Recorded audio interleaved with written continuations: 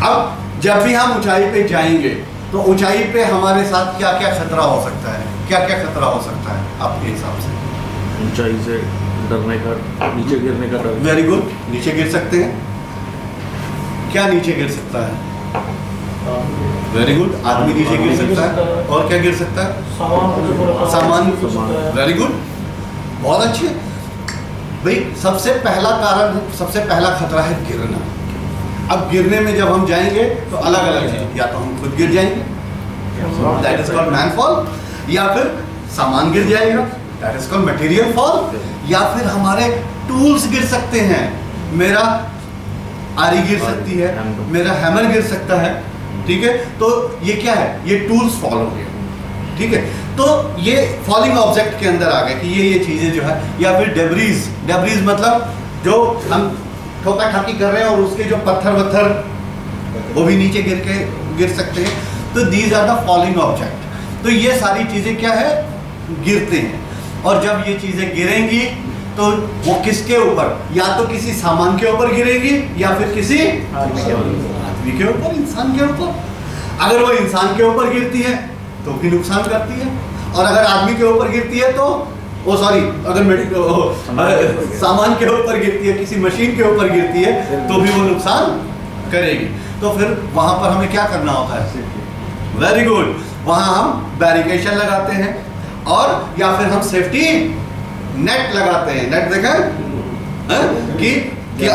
हाँ, आदमी भी नहीं गिरेगा और सामान भी नहीं गिरेगा। और अगर हमारा टूल्स है वो भी नीचे नहीं गिरना चाहिए, तो उसके लिए क्या करते हैं हम? जो है, जो हमारा हथौड़ी है, क्या करते हैं? उसके साथ में डोरी लगा। वेरी गुड, उसको जो है उसको बोलते हैं टैग लाइन या डोरी। बिल्कुल सही कहा हमारे साथी ने कि उसके साथ जो है इसमें हमने एक धागा लगा दिया कि ये गिरेगा नहीं। अगर ये हाथ से छूट भी गया तो धागे से जो है नहीं लटक जाएगा, ठीक है। इससे नीचे काम करने वाले साथियों को कोई नुकसान नहीं होगा, ठीक है।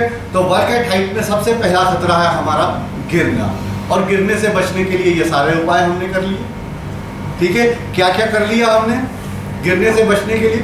सबसे पहला काम तो हमने सेफ्टी नेट लगा दिया, जिससे कि आदमी भी नहीं गिरेगा, सामान भी नहीं गिरेगा। हमारा टूल्स के लिए टैग लाइन दे दिया।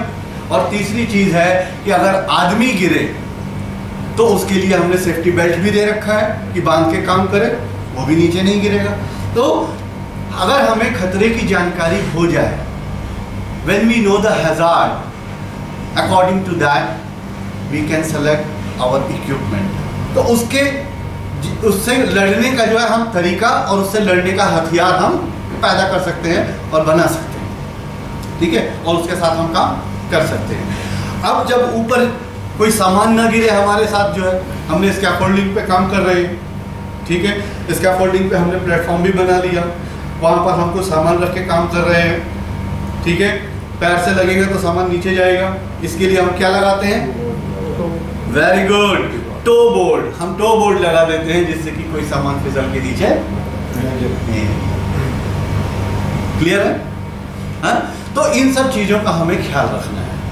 जब भी हम ऊपर काम करेंगे तो काम करते समय ये सारी चीजों का ख्याल रखना है।